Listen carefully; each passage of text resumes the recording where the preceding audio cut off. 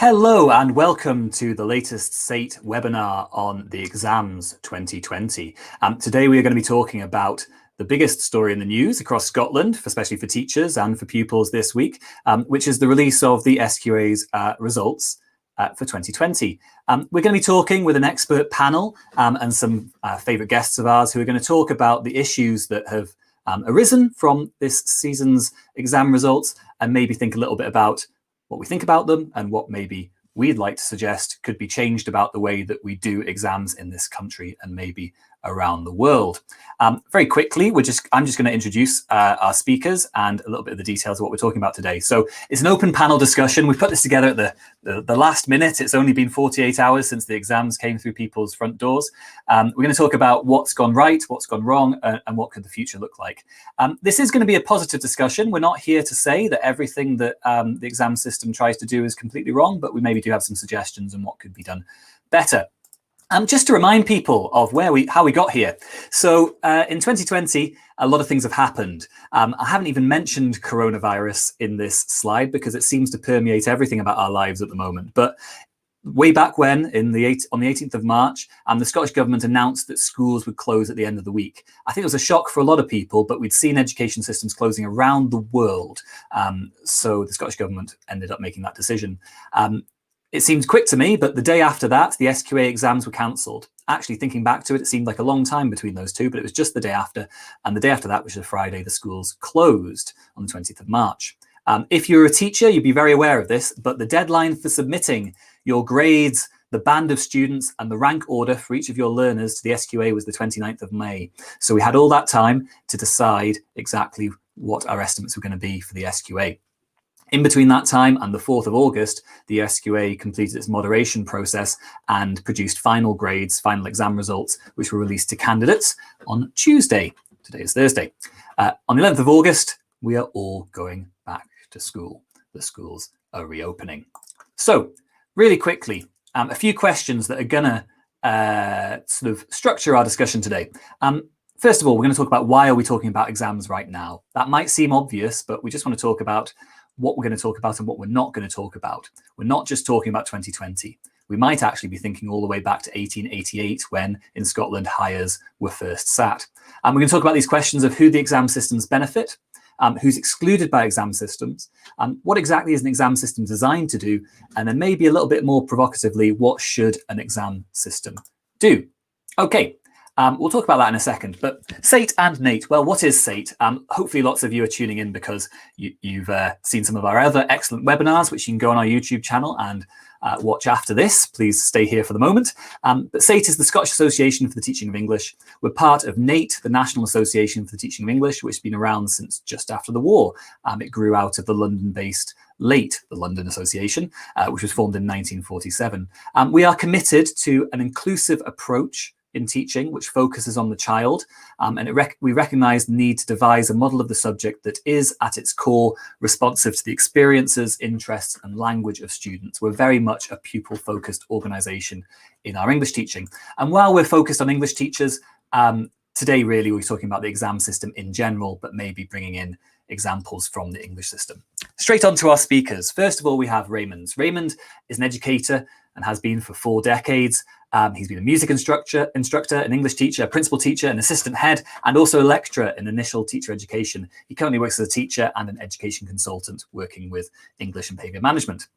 Melina is a Franco-Indian teacher of English and a committed anti-racist activist. She's part of the Anti-Racist Educator Collective and is on the board of SAME, the Scottish Association for Minority Ethnic Educators. She's well involved in research and has recently been spending time in the US talking about race and is currently researching racial trauma and its implications for Scottish education. Next up, we have Kenny Piper. Kenny has been an English teacher in East Kilbride for over 20 years and currently lives in Glasgow. He's written widely and been published on the benefits of reading, especially for young people, including his book, Reading for Pleasure, A Passport to Everywhere, which was published in 2016. He also writes about football, occasionally for Nutmeg magazine. I believe, to his benefit, he's a Partick Thistle fan. And last of all, we have Lindsay Duncan. She has recently completed contract as the literacy lead for a regional improvement collaborative, lots of acronyms here, a RIC, and had responsibility for closing the attainment gap across 4 local authorities. In a very storied career, she was also previously acting education officer for literacy and English at Education Scotland. She was the team leader at the SQA for Higher English, and she has also worked as literacy lead for pupil equity funding in a local authority supporting staff development. She worked in many teaching positions as an English teacher, from classroom teacher to principal teacher. However, enough of that. Let's bring our speakers in today. So they're going to appear on your screen now. Hello, Raymond. Hello, Melina. Hi there. Lindsay. Hi. Hello, Kenny. Hi. How are you all today? Starting with Raymond. Have you had a nice day? Have you had a nice week? Yeah, it's a great week. Just come back from a holiday in South Uist, which was lovely. We took the puppy for a walk around the RSPB sanctuary in Loch Winnoch today, so I'm chilled. I've had lots of fresh air. Even in exam results week, anyway. Even in Melina, exam results week. how are you today, Melina? How have you been? I'm very well, thanks. Enjoying the warm weather in Glasgow. I went on holiday last week to Galway Forest, so that was really nice out in the countryside. Excellent. You might see a little bit of red around my forehead here from walking around on Skye today, where it has been sunny. Kenny, how are you today? Very well. I'm also enjoying the sunshine in the garden. I was out planting fruit trees in the back garden today, so next year we'll have some plums, some pears with a bit of luck if it works out well. So it's been good. These idyllic lives that we have. Lindsay, how about you? How was your day? Not bad at all, yes. A bit of writing for our local newspaper, a bit of wandering about looking at the flooding that we had. But yes, it's been a good day. I'm having real trouble connecting with everyone else. I can't see anybody else or hear them. Well, we can see you, Lindsay, and we can hear you. So hopefully you're coming through loud and clear. We'll hope those gremlins disappear in a wee bit. Okay, we're going to try and structure this discussion roughly around those questions that we had. But to be honest, I think we've all got plenty to say. So the problem's going to be reining people in a little bit and trying not to run over our finish time of 8 o'clock tonight. Hopefully you're sitting down to your tea watching this. We will try and take questions as we go through. There are plenty of people watching, so please ask questions and give your opinions, and we will include those in the discussion and try to answer any questions, but also generally respond to your ideas as well. There are lots of experts in the audience. I'm sure every teacher is now an expert on the exam system. So really quickly, I'm actually going to direct a few of these questions to people to start off with. Kenny, I guess some people might be saying it's 48 hours since the kids got their results.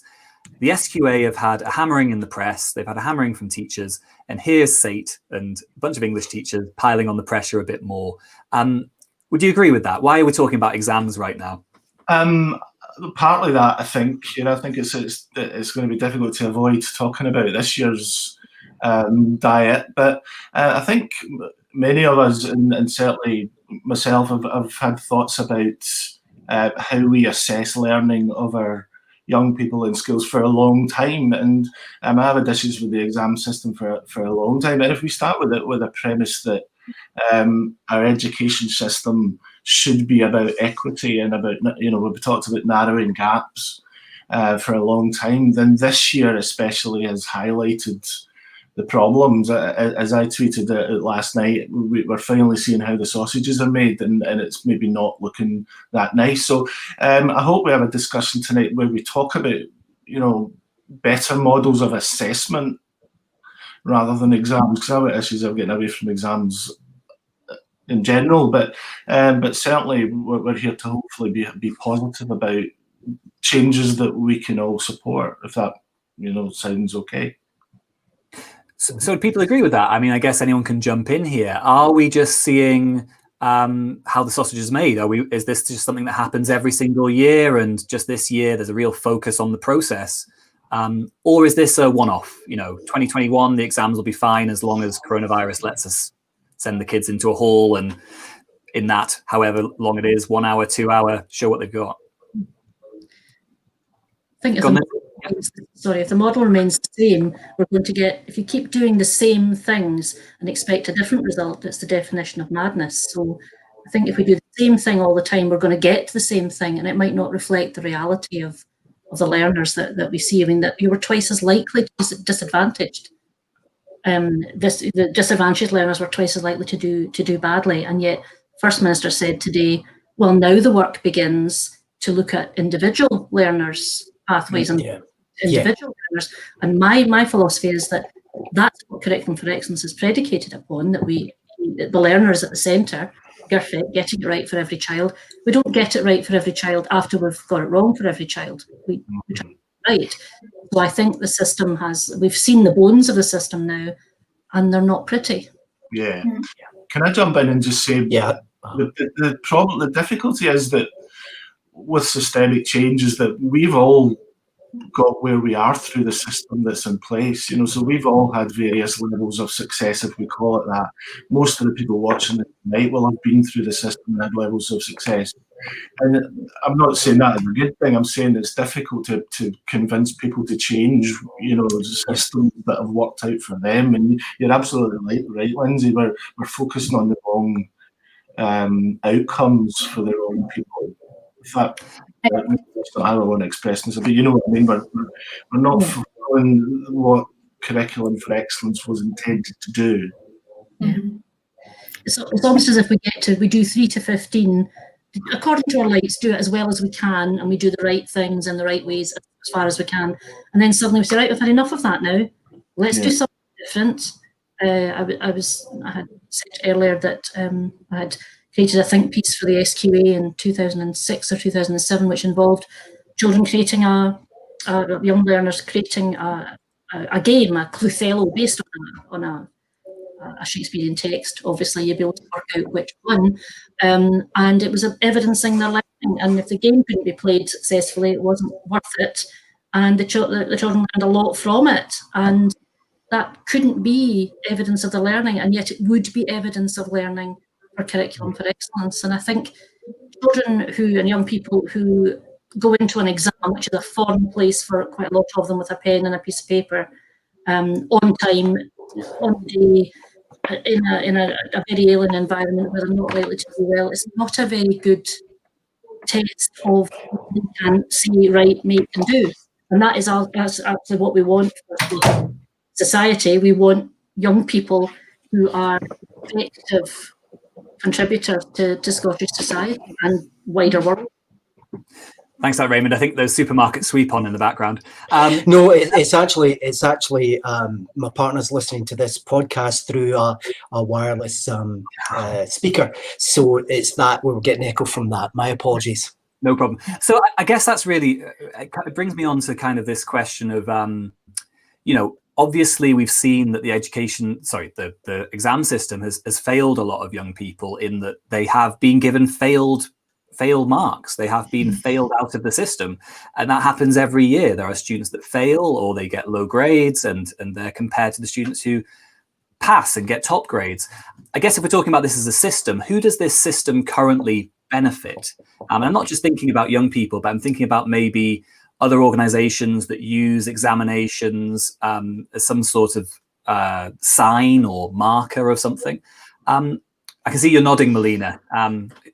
You want to speak to this yeah, idea? Sure. So I think, it benefits in multiple ways. And we need to think about, I guess, the history of intelligence tests. They've always been based on classist notions, on ableist notions, on racist notions, which tend to privilege knowledge which is colonial. So knowledge that is valued by white societies, the elites in societies, those with the most power. So generally exams that are based on assessing some skills or knowledge that you've gained before, it's really a question of benefiting the most powerful.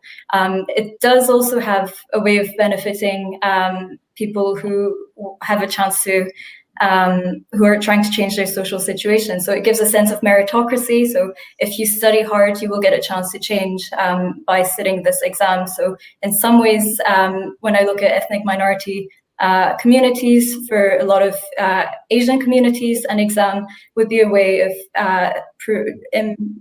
having a better life in Scotland, especially if your parents come from migrant backgrounds, from lower socioeconomic backgrounds. The problem with what happened this year is actually a lot of communities of color pupils of color really have been have not had that chance to sit an exam and actually try and prove their skills. So a lot of the results were based on teacher estimates, and that's where we need to think about how these estimates are created.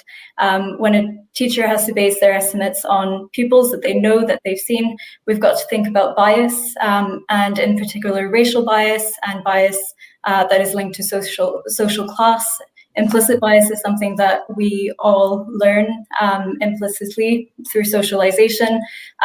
Regardless of the teacher's good intentions, it's really hard to reduce that bias, especially in moments of stress. So that bias comes into play. And so the SQA couldn't do very much to mitigate and reduce the impact of bias on teacher estimates. I think that's a really good point. I think there's been a lot said about how the SQA should trust teachers, and teachers need to make sure that the process that they're part of and the judgments they're making are genuine judgments of ability. But I guess in all judgments, you start making these little slight differences, or you find a reason to make the judgment, don't you? Especially if you're given the power to do so. So I guess any system, if we were saying we're going to rely on teacher judgment more, we need to take anything like that into account. I guess, Raymond, if we go to you really quickly, I'm thinking about, what has this process exposed about the way that teachers think about their pupils, both from your experience and what we've seen even from the statistics, which we might come to in a minute? I think what this year's exposed is that there are fundamental flaws with the way we go about assessing children. We have an exam system that is by its very nature designed to fail people. And therefore it becomes a question of who we fail and why. Because I bang on to students and to my pupils about the bell curve, about norm referencing. I have a bell curve there. And you can see it, and that's just a normal distribution curve. And when I explain exactly what goes on, even some teachers are shocked by what that actually means. Because what the normal distribution curve says is, look, if you measure any big population, you will get one at one extreme, a few at one extreme, a few at another, but a big hump in the middle of the average. If you measure height in the population, you'll have a few very tall people, a few very short people, but most people will be an average height. If you measure freckles, you'll have some people with no freckles. Some people who have got so many freckles are just one big freckle, but most people will have an average number of freckles. But we take that statistical model and we apply it. It also maps onto intelligence. Now, of course, with intelligence, what are we measuring with intelligence? What are the inherent class, race, culture biases whenever we measure intelligence?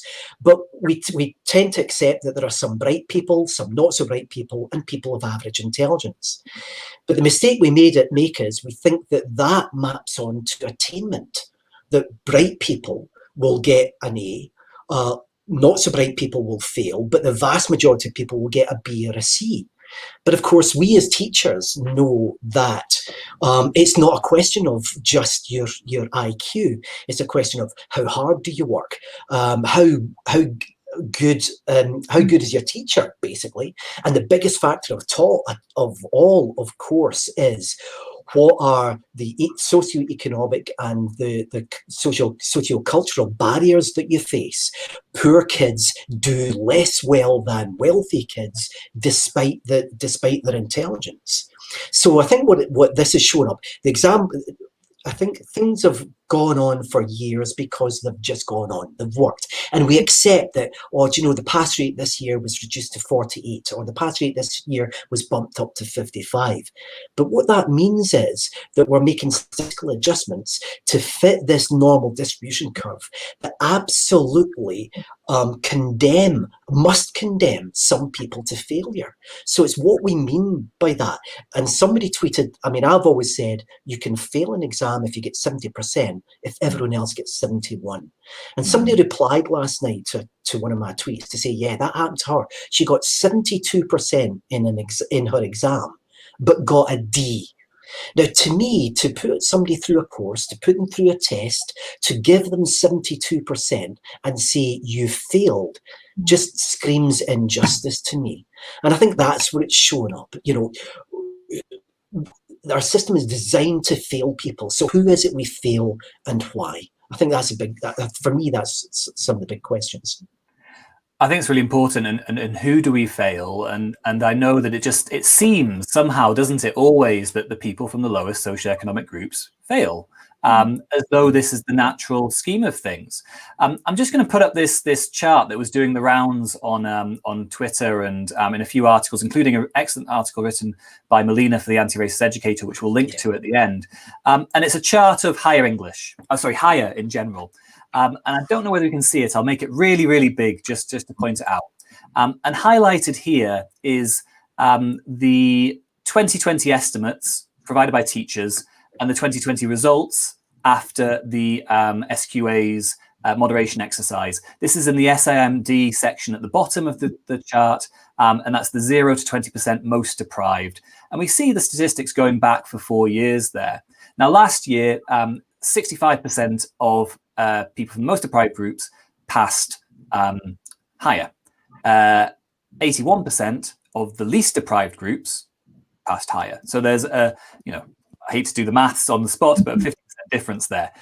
This year, teachers wanted to say that of those 0 to 20% most deprived pupils, 85% passed. And they wanted to say that 91% of the least deprived passed. And after the moderation exercise, this norm referencing that Raymond's talking about, this statistical exercise, they downrated that for the most deprived to 69%, and they downrated it as well for the least deprived to 84%. However, the statistic going around is that's a 6% down rating for the least deprived and more like a 16% down rating for the most deprived. And I guess, looking at these statistics, we're all English teachers here, we have to ask, what does that mean? Why? And I think there's two questions here. They're interesting. Why did teachers decide that they thought those most deprived kids should have passed that higher? And why did the SQA think it needed to reduce those results?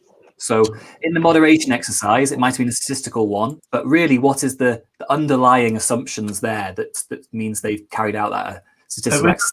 And I might actually jump in really quickly. Lindsay, why does the SQA feel they need to do this?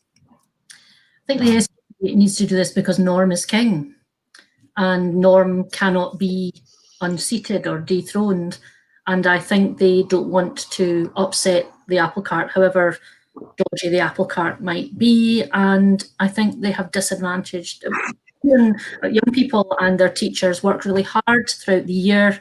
And we effectively stopped that work when all the value would be added. The more time, the research tells us that the more time learners spend with effective teachers, the better they will do. It's the most significant thing that can happen, especially when there is not that kind of backup at home.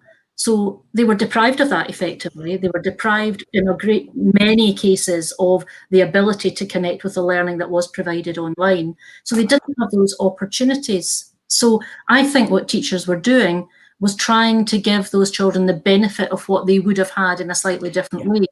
And the SQA wasn't really very interested in thinking about that. I have an issue with the word moderation as well, because they call it moderation, but moderation actually begins at the planning stage. And all the rhetoric around what they were going to do talked about taking in all sorts of factors and not just looking at the norm referencing. And quite clearly, they didn't take all the factors, what they accept by and large what teachers had said. And the moderation is about planning for an outcome. They've applied some kind of verification that's to do with norm referencing to make it virtually the same as other years. And I don't think they took into account the things that needed to be taken into account to minimise the impact on those who are likely and have been most advantaged by their king norm approach. Kenny, you wanted to come in there. Sorry, I cut you off. I want to say a couple of things about that. What I found offensive about it really was the assumption that teachers for those kids had overestimated for them, because there was an assumption that they were perhaps playing the system or playing the game. teachers make judgments on what they have, what they see in front of the work the kids are doing, and it would have been interesting to see what the estimates had been in previous years, because they seem to have automatically brought it down on that level. And what happens, I think, with a lot of kids that are from more deprived backgrounds, of course they have the ability to do it. We see it in classroom all the time, but they might not be as good as sitting exams. If that makes sense, they have to learn, and it's an alternate way of assessing their learning should maybe be considered because of that. But they might go in and not do as well in the exam, which is perhaps why those numbers come down a little bit. But I thought that assumption was offensive for all those teachers out there that thought, no, these kids are doing really, really well. And certainly in another discussion, we could say, see, this year of all years, considering what these kids, I wrote something in the test earlier in the year about, considering what these kids are going to go through, the experience they're going to go through, give them teacher estimates, and we'll see, what comes at the other side. The idea that the Daily Mail or whoever would be up in arms at those guys getting 20% higher than they normally get is frankly, if it's true, let's tackle it. If it's not true, then it's offensive. Yeah. So I didn't hear that last bit, Kenny. If it's not true, if it's not true, then it's completely offensive to assume that it is, that those kids don't deserve that. And it's what everyone's really been saying about excluding, certain groups from the process if they know they're going to, be in that group anyway. Well, what's the point of doing it in the first place? Because I know where I'm going to be. Yeah. So do you think?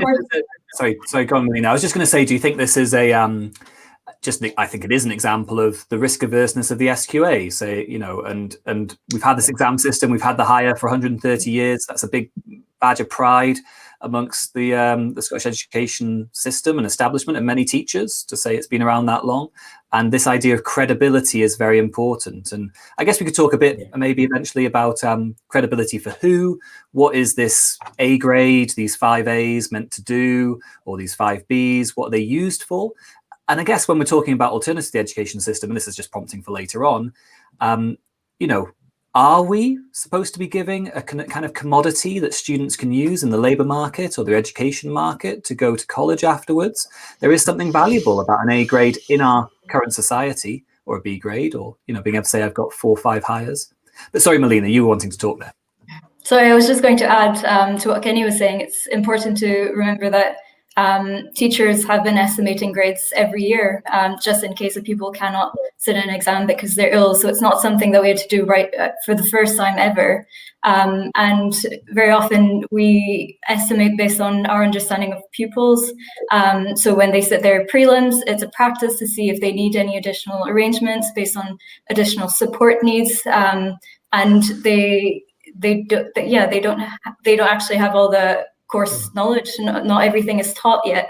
So it's important to remember that we've been teachers for a while. We know how to estimate grades, even though bias comes into play. The exam is supposed to support that, but we've got coursework that is completed throughout the year in different subjects that is what we use to estimate grades.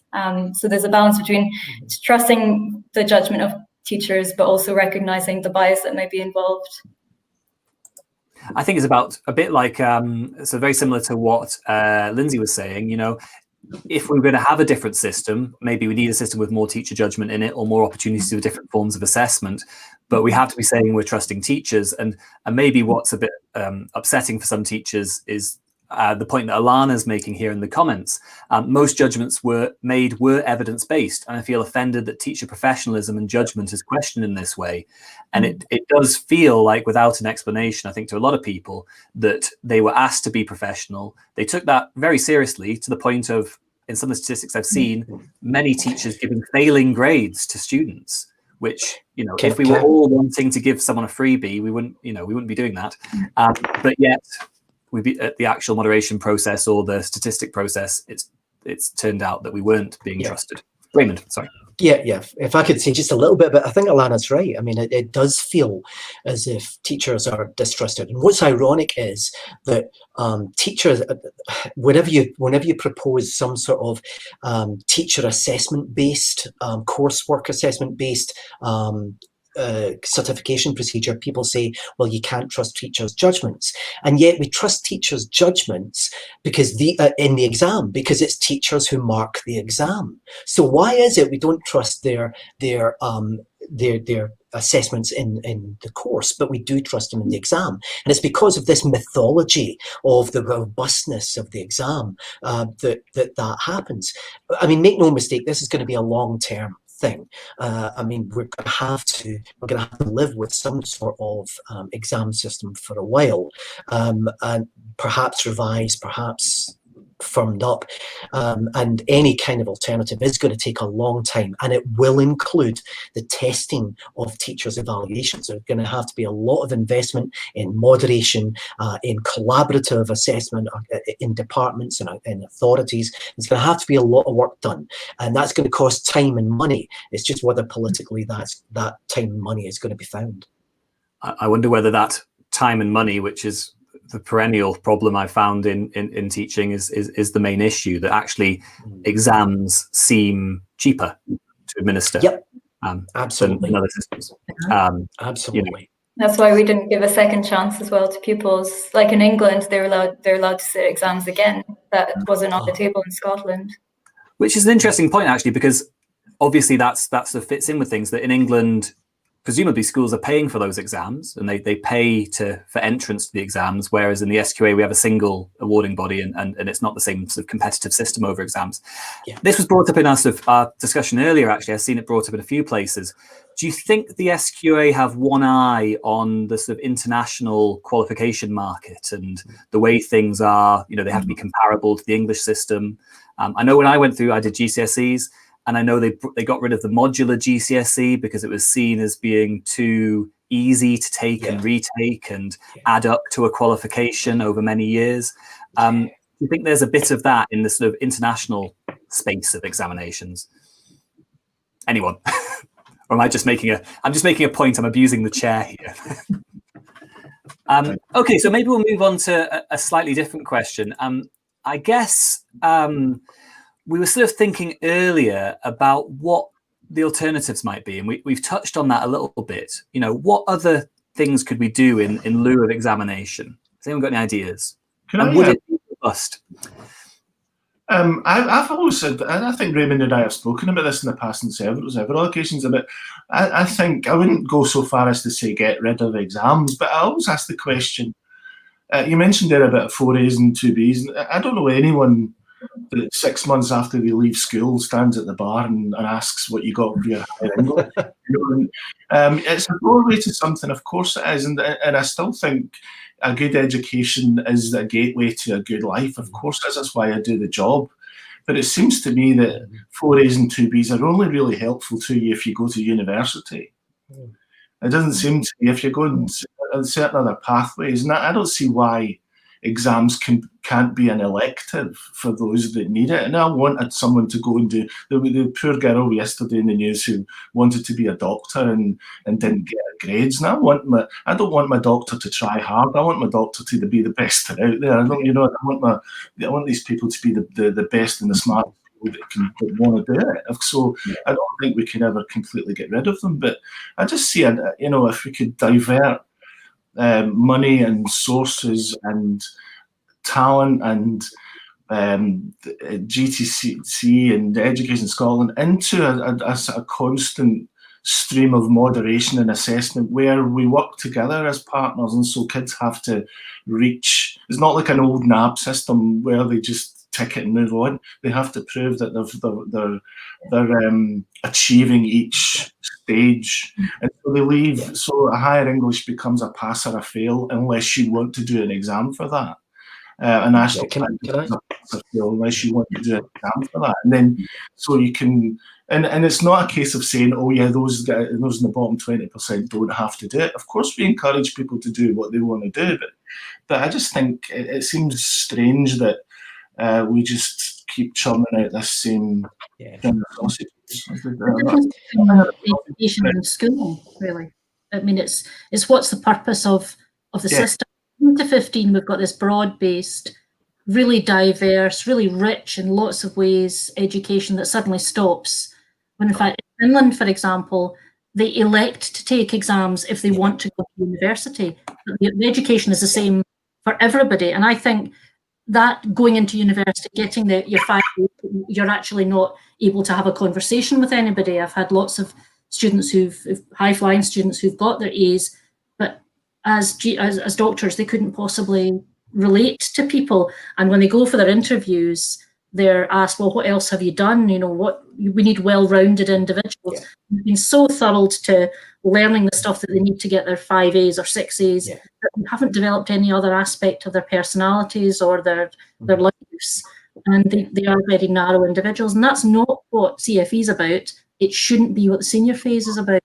We need to, the Finnish system is held up, whether you agree with it or not, as one of the best systems. I mean, in our pre-broadcast discussion, I was mentioning that we do live already with a whole host of other kinds of assessments. And I mentioned the driving test, where if you want to drive, you choose to take the test.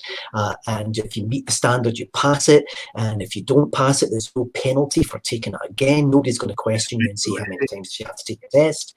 The associated board exams in music, where you decide and elect to take a particular level to say that you are now at this grade, and then we have, we live with, we did in schools, we certainly lived in the past with a lot of ScotVec modules which have modular assessments. So we're used to a whole host of different kinds of assessments, and I'm looking at Paul Cochrane's comment that he would be going fully internal assessment would put a lot of pressure on teachers, and Laura Green mentions that too, and I think that's right. I mean, I don't think we can go to a fully internally assessed.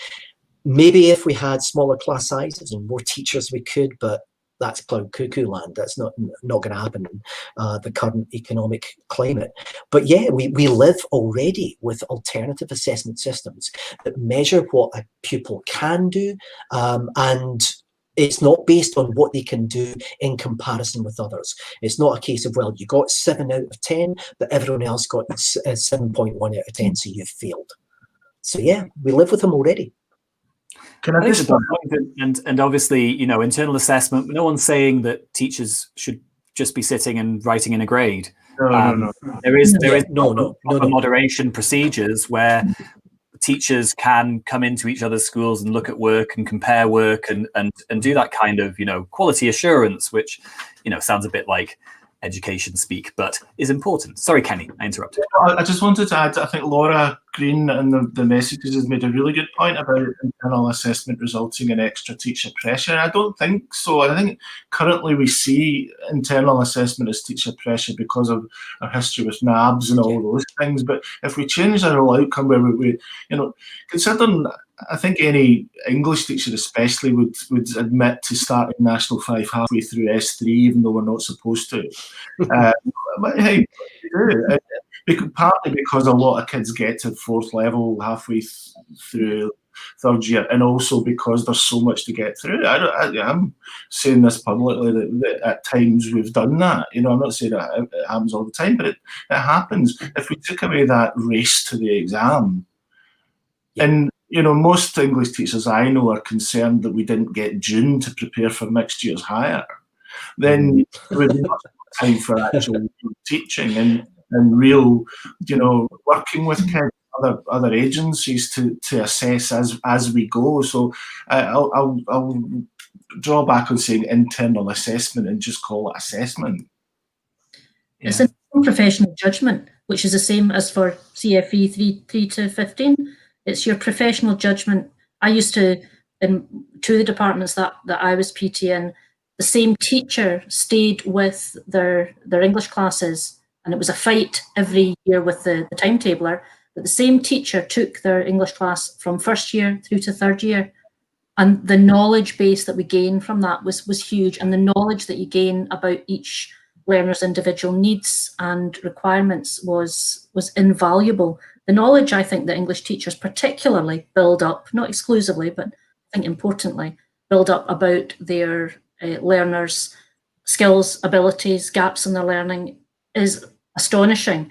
And the relationships that are built up are based on that one-to-one relationship that teachers build with these learners.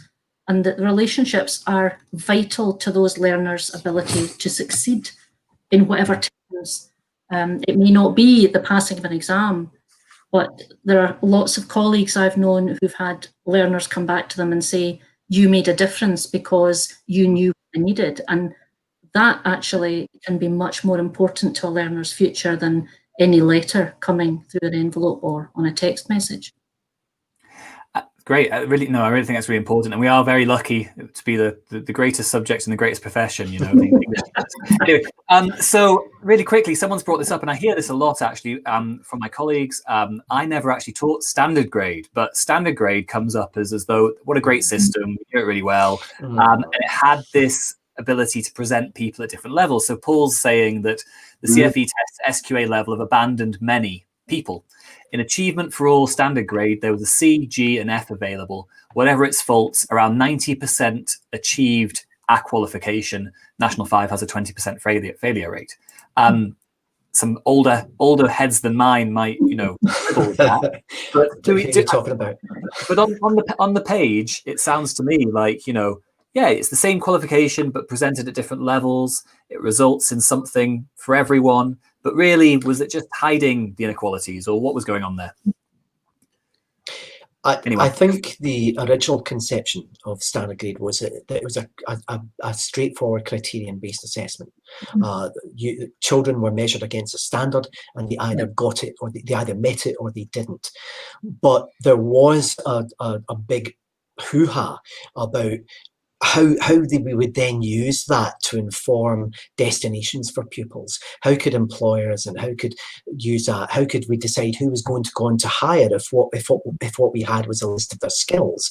And therefore those criterion were watered down to grade-related criteria. And before we knew it, we were back into the realm of measuring kids against each other and assigning them a 1, 2, 3, 4, 5. Now, standard grade, I think, was better in many ways. As Paul says, though, it still had its problems. I'd like to revisit he mentions the Howey report. I'd like to revisit some of these ideas that we had in the past about pushing it forward, because they've always hit against the barrier of the mythology of this the gold standard of the higher. They've always hit against that, and I would like to revisit some of those past ways and refine them for the 21st century. Yeah, absolutely, a really good point. I'm looking at a few of the comments here, and a friend of the show, Nav, is there saying his concern in general with examination systems, I think, is that it maintains only one kind of assessment and only one way of displaying one's knowledge holds value. Absolutely. And I think this is the point of what qualification system does.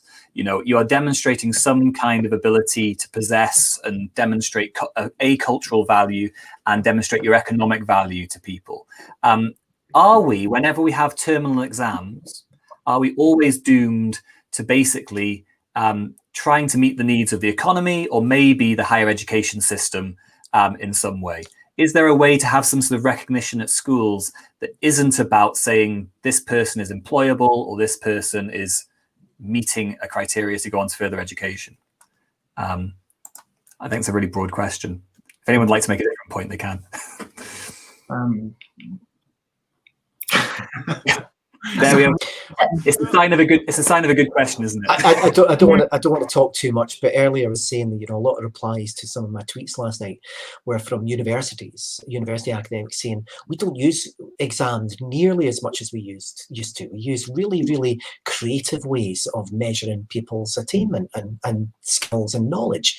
And I was also getting some employers saying, look, we're not interested in a grade. We're not interested in the A they got at higher. We're interested in their their background, their interests, what kind of person they are. So I think, you know, when we promote this line that we need a grade for universities and for employers, we're actually a bit behind the times. They're outstripping us in their attitudes. Where does an entry level to university come? Because kids come with offers where they need 3 A's and 2 B's to get into. That's true. That is true. I hear university people saying that before, but the entrance level is not, you're a decent, rounded person that works well in a group. It's you've got 5 A's or 5 A's. So here's the problem with that. And I've been saying for some time, and I think I quote Bill Boyd, who's a literacy expert. He'll hate me for saying that, I think. But why not get universities to administer the exams if it's as an entrance exam, and then we can do other things, and it just seems it would free up so much time. All the concerns about internal assessment are absolutely right. It could take up all your time, but if we were freed up from a lot of the exam pressures, and remember I said that I'm not saying get rid of exams, I'm saying it could be there for those who elect to do them at the time that they choose to do them. And I think we could, rather than a 3 to 18 curriculum, we could have a 3 to continuous lifelong learning curriculum.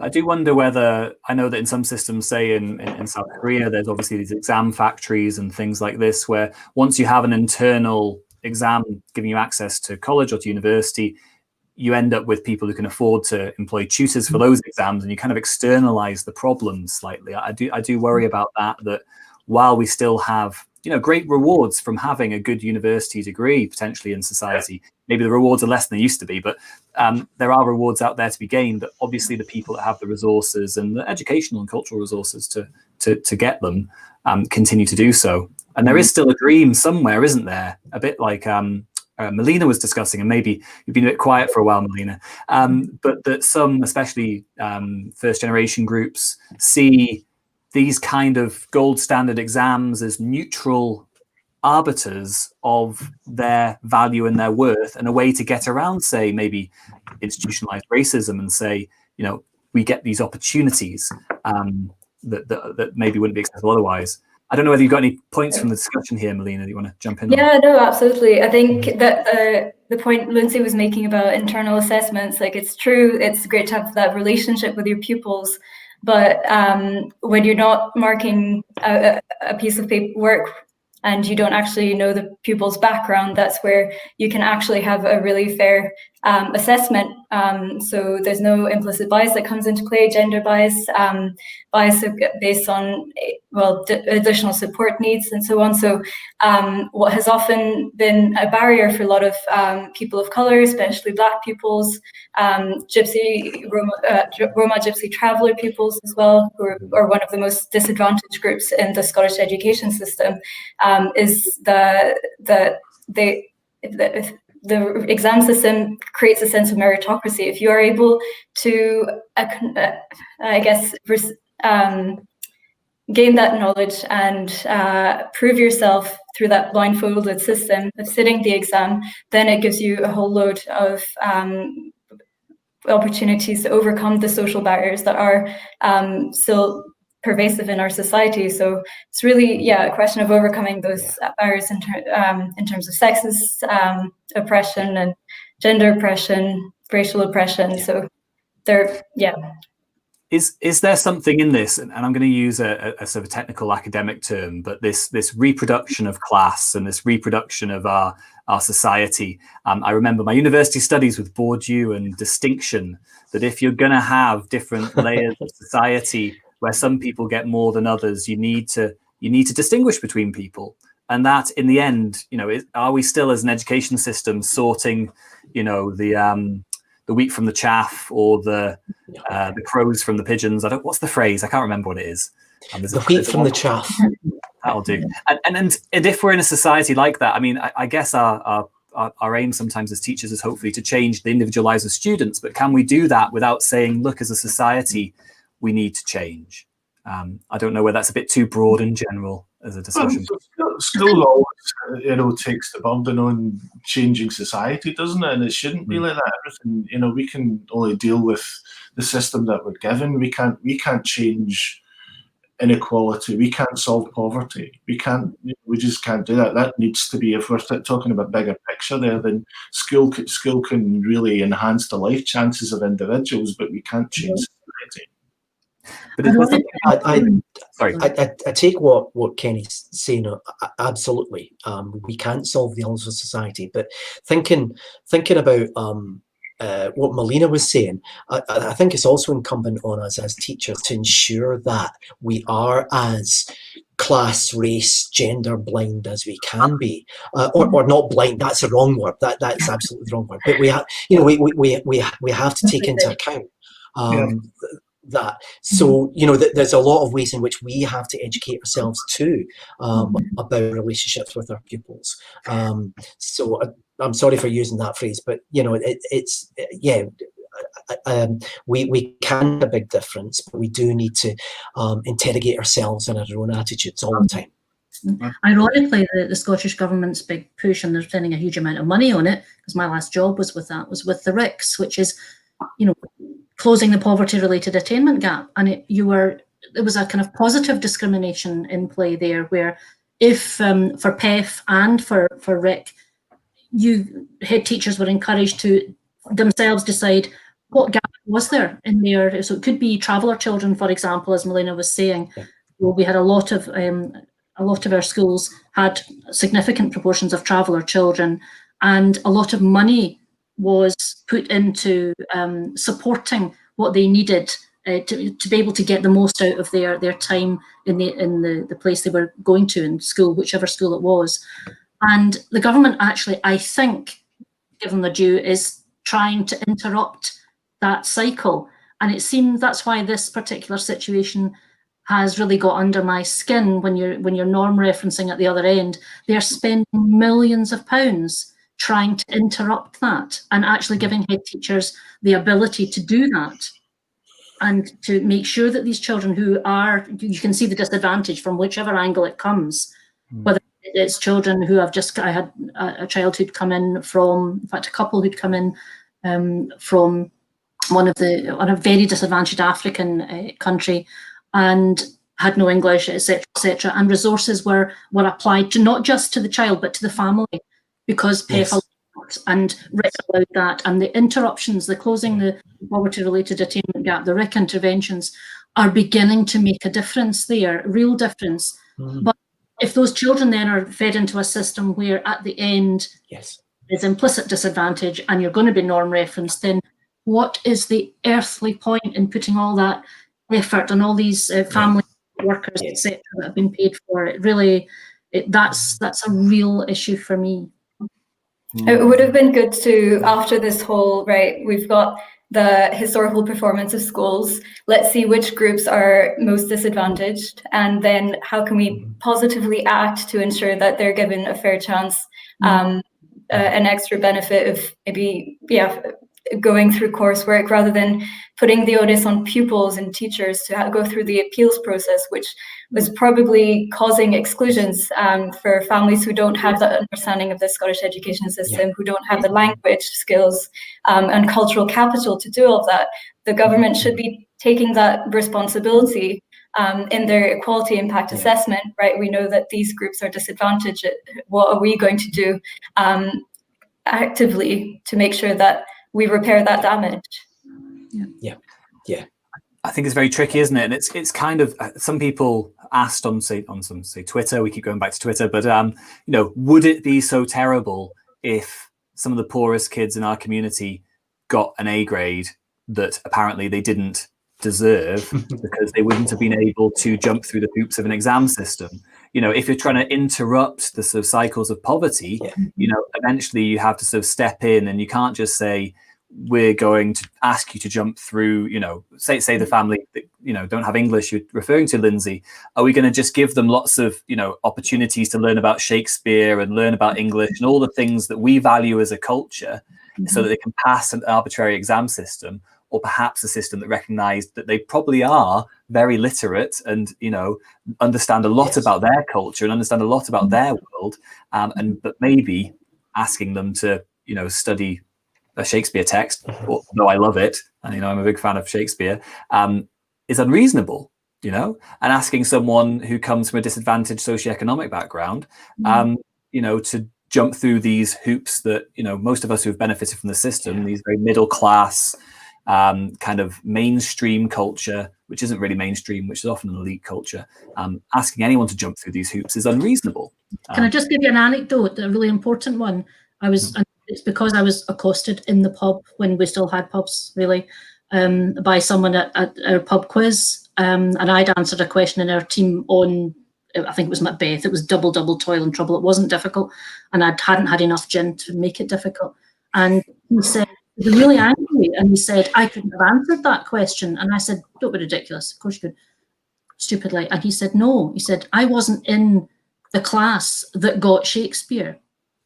Now, Shakespeare's for everybody, and it's up to the teacher to make Shakespeare for everybody. I mean, I can't imagine why Othello, the Moor of Venice, wouldn't be a really good vehicle for discussion of the kind of meritocracy that's required, and the dangers inherent in bias, as Melina was talking about. I can't imagine why you wouldn't. So I think when we talk about middle class, or, I mean, I don't want to teach Saturday night and Sunday morning, or the angry playwrights all over again and rehearse the 60s. I want a broad, balanced, interesting, you know, inclusive curriculum for everybody. I don't want to decide for them what they want to read either. I think we lead and they discover, and I think that's really important. I think, sorry, just jump in really quickly. I think English with Mrs. Grant has made a really great point here. I emailed my students, she says, to say I was appealing for them. Not a single one had asked if that was a possibility. They were ready to accept their lot. And her next comment is really telling. The appeals process requires a self-belief and level of advocacy that many disadvantaged pupils feel they will not benefit from. And I really think saying there's a free appeals process, you know, it requires you in lots of ways to have a parent often who's going to say, I'm not going to put up with this, and is willing to march into an office or send an angry email saying, you know, XYZ is going to happen. And that is a massive, you know, example of privilege that some people have, that family background that feels that they deserve things from the culture, and some people know that they're never deserving of things from our culture. Of course. Yeah, that's a great point. I would hope every English department, every school department in Scotland is appealing for every kid possible without being asked. Appeal for everything that you can get. The point you were making was interesting earlier on about the kid who was might have been hoping to get an A this year and didn't get an A. And a wee point about university that I hope I'm not contradicting myself from earlier on. The power of someone being the first person to go to university in a family is massive, as I've found out. And I think if someone this year has not been given that opportunity because of an estimate, I think we really need to look at ourselves, because we keep being told about equity, and going to university is not the be-all and end-all. Of course it's not, but it's massively important to change the life of individuals and their families and their kids, and generationally. How we get rid of poverty is through education and through making sure that everyone gets there. It's not an exclusive wee club. So what I think maybe I'm most about this is the fact that there were kids there sitting now who can't get into university because someone's crunched a number. Yeah, I think we always have to make positive choices, positive decisions. We have to estimate on the positive side. I mean, looking at that table we showed earlier, where there were 85% estimate, the 85% estimate for the lower SIMDs, but you could see that for the higher SIMDs, that it was over 90%. So even when we are being positive, we're making the assumption that disadvantaged children are not going to do as well as those who have advantage. And coming back to the idea of, you know, second language kids coming into our classes and doing Shakespeare and all that, it's always astonished me that a child comes to our school for whom English is perhaps a second or third language, and they're automatically put into a class in English that is at the lower end. these are kids who are good at language, and they will pick up the really sophisticated, rich language that's going on in the top higher classes really, really well. But instead, we give them a denuded language by placing them in a particular class. And I think we always have to be ambitious for all of our children. We have to. It's the expectations. It's about saying that, you know, they can do this. We're going to support them in every way we can, but they can do this, and not making assumptions even before they come into our classroom based on who they are and where they've come from.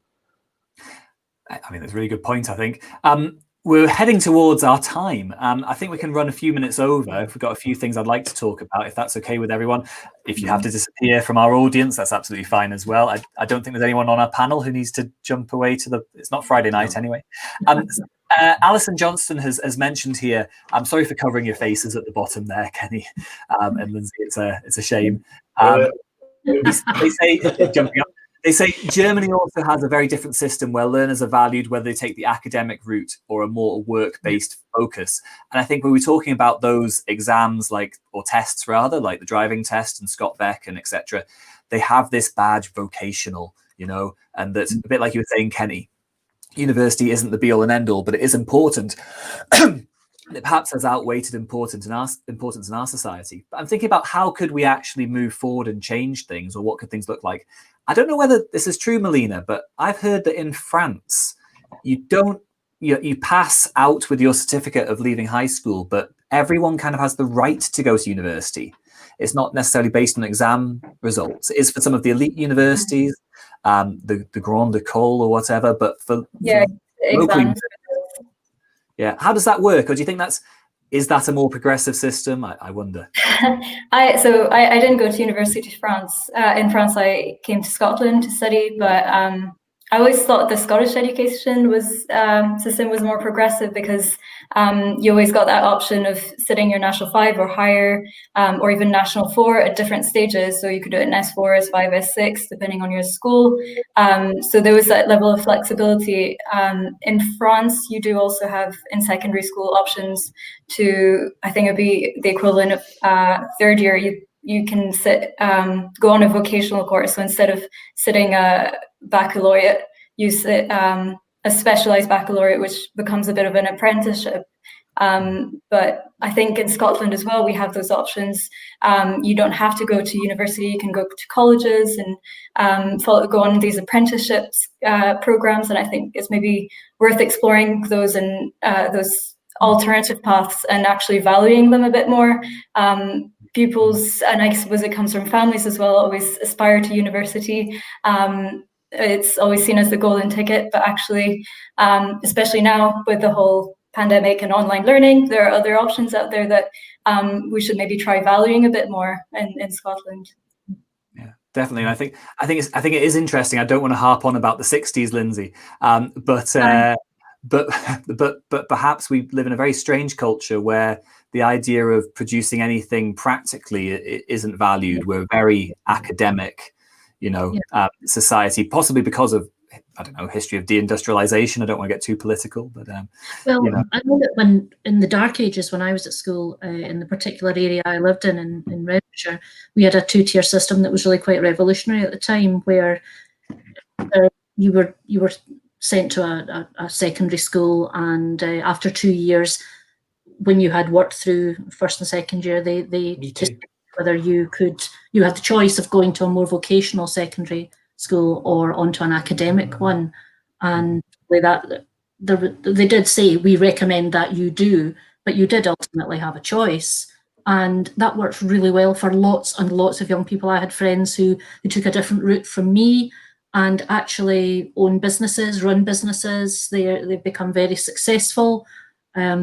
And entrepreneurial skills were really, that was the cradle for those in those days. But they stopped that because they thought, oh, that makes people different. Well, actually, it was a choice, and they could still come back into, if they decided they'd made the wrong choice, they could come back into the more academic side if that's what they wanted. It was really quite free flowing, depended on your choice. So I think if you there shouldn't be any kind of barriers to the kind of learning you want to do. And I think graduate apprenticeships, the school I last worked in,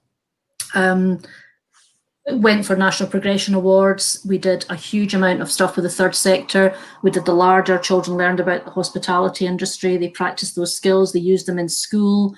They were valued. I mean, in my faculty had early education and childcare as part of their delivery. And actually the skills of literacy, they're a really high level literacy skills. And I learned a great deal from that, but the learners themselves valued what they were able to do and how it linked into, they didn't want to do higher, or they thought they couldn't do higher, but they had a high level of literacy skills in the course they were doing. But they also had a vocational qualification that was actually highly valued by the learners and the school. It's the way it's presented. If it's valued, it's valued, and we can help people to value what is valuable.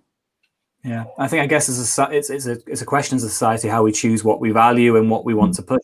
Yeah. My last point, I guess, would be, so we've had our rant, we've had our little informal coffee morning chat. You know, we only get 15-minute breaks at our school, so we wouldn't have a conversation quite this long. What can we actually do?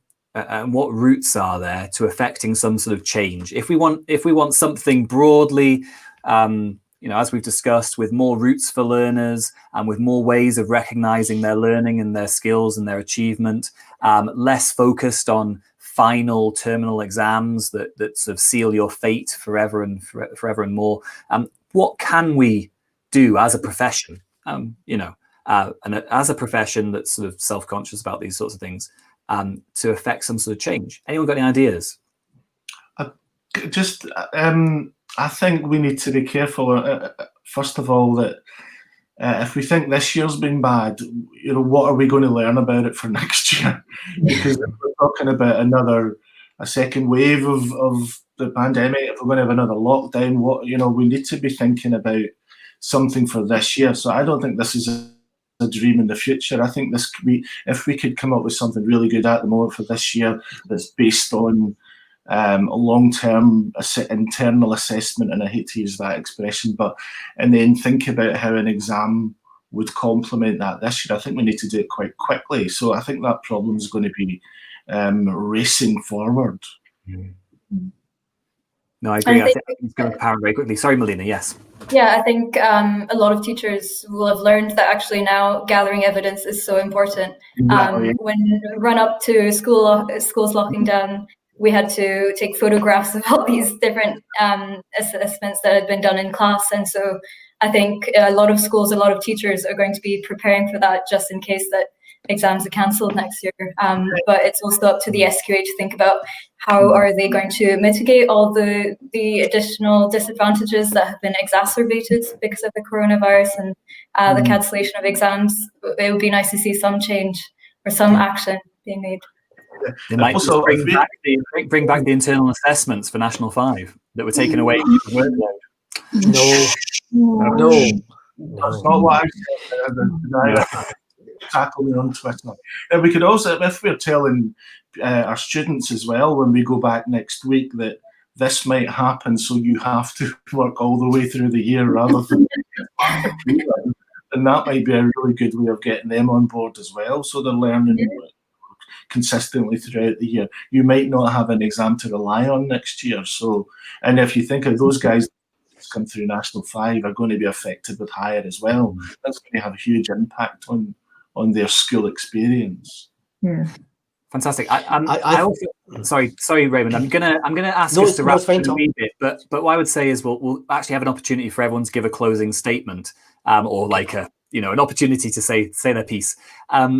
My point would be to say, I wonder what we're going to do for students who've just gone through this process. So what is going to happen to all these students who've had their results downgraded and feel this real sense of injustice about it, which is completely legitimate? What's going to be done for them? I know there's protests at the SQA tomorrow, and I think it's really, it might be a really interesting thing for this generation of students, or maybe they'll just feel like they've not been valued, because I think in a lot of cases they've become the victim of statistics, unfortunately.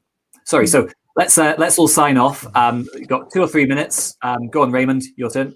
We'll take it in turn. Last thought. Okay, I think the best thing that we can do individually as teachers is something I've banged on about for years, and that is stop confusing what needs to be done in the exam with the course.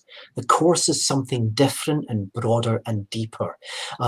We can gather evidence of a pupil's response to literature in so many other ways than a critical essay or a timed set text questions. We can do so much more. We can have conversations with them. We can get them to be writing about literature in so many other ways, and we can do that for every part of the course. So let's broaden the range of activities that we do that demonstrate pupils' abilities in English, and use that as evidence to say they are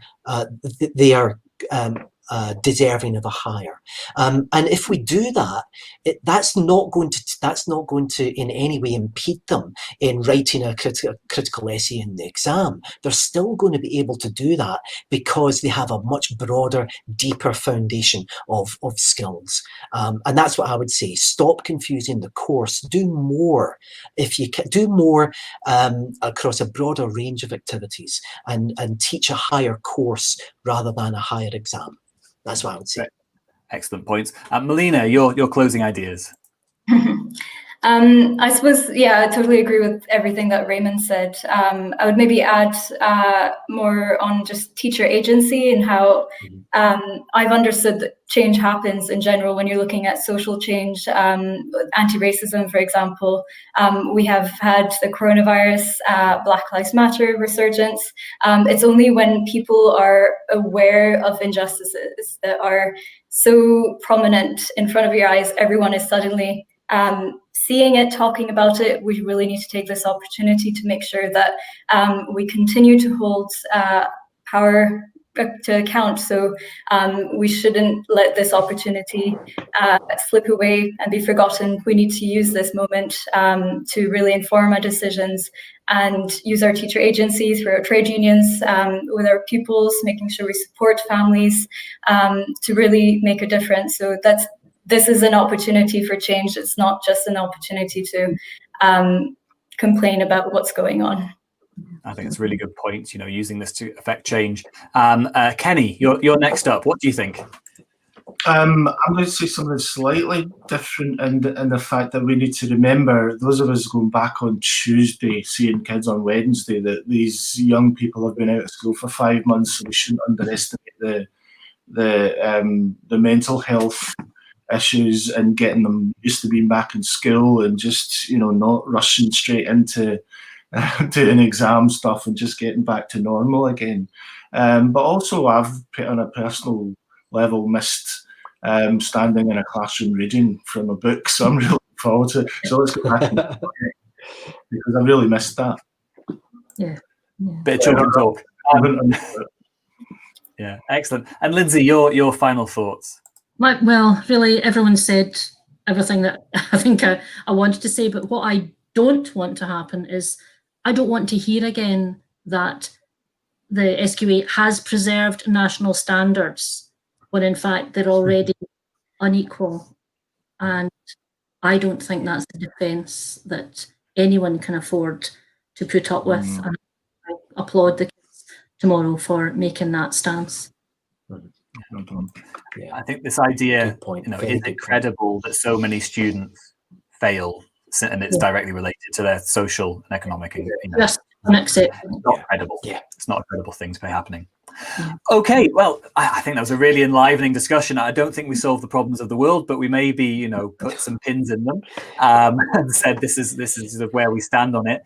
As I thought, it was an excellent, robust discussion. I'm really glad everyone sort of, said their mind, and hopefully, maybe someone will be listening, and maybe we'll push some of these ideas more into the mainstream. I think they are the mainstream among a lot of teachers. The problem is that, as Kenny said earlier on, the inertia of these structures and organizations are incredibly hard to shift. Things like that. So I just want to say goodbye to you all. If you give me a wave, and I'll do my closing little bit. Bye. Thanks very much, everyone. Bye. Thank you, everyone. Bye. Thank you.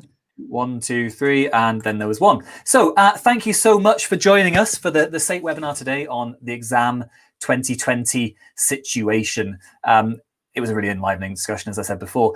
Please do follow us on SATE at SATEfeed on Twitter, and subscribe to our YouTube channel by clicking the subscribe button below. We have some excellent recordings available to watch now.